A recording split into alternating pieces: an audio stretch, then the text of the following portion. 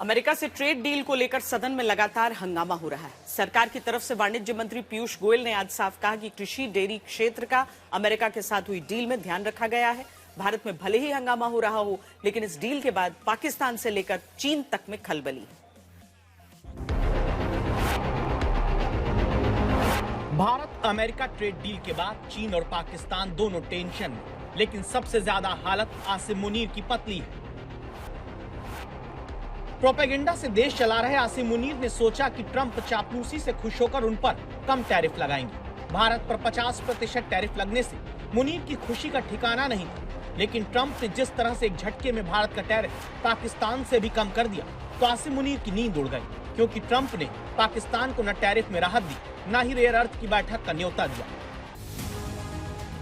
पहले ईयू और अमेरिका के साथ ट्रेड डील के बाद भारत ने एक तीर से कई शिकार किए हैं। पाकिस्तान और बांग्लादेश पर तो ये ट्रेड डील बिजली गिरने जैसी है। पाकिस्तान के उदाहरण से समझिए, जिसका 50% निर्यात टेक्सटाइल सेक्टर से होता है, लेकिन भारत की 2 ट्रेड डील के बाद पाकिस्तान के 1,80,000 करोड़ के निर्यात पर ग्रहण लग गया है। पाकिस्तानी उत्पाद पर अमेरिका में 19% का टैरिफ है, वहीं भारत पर टैरिफ की मार कम है। पाकिस्तानी एक्सपर्ट कह रहे हैं कि अगर वैश्विक बाजार में पड़ोसी से टक्कर लेनी है तो पाकिस्तान को अपना उत्पादन लागत उसके बराबर लाना होगा, लेकिन वो जानते हैं कि ऐसा होगा नहीं, क्योंकि जब रेयर अर्थ का लालच काम नहीं आया तो पाकिस्तान के पास अब कोई कार्ड नहीं बचा है। अमेरिका से ट्रेड डील होने से चीन को भी भारी झटका लगा है, क्योंकि भारत जो अमेरिका को 1,68,000 करोड़ रुपए की मशीनरी, 1.28 लाख करोड़ का इलेक्ट्रॉनिक सामान, 87,000 करोड़ के रत्न और ज्वेलरी और इतने ही करीब के रेडीमेड गारमेंट्स पर भारत अमेरिका में पाकिस्तान की तरह चीन के मुकाबले भी कम टैरिफ चुकाएगा।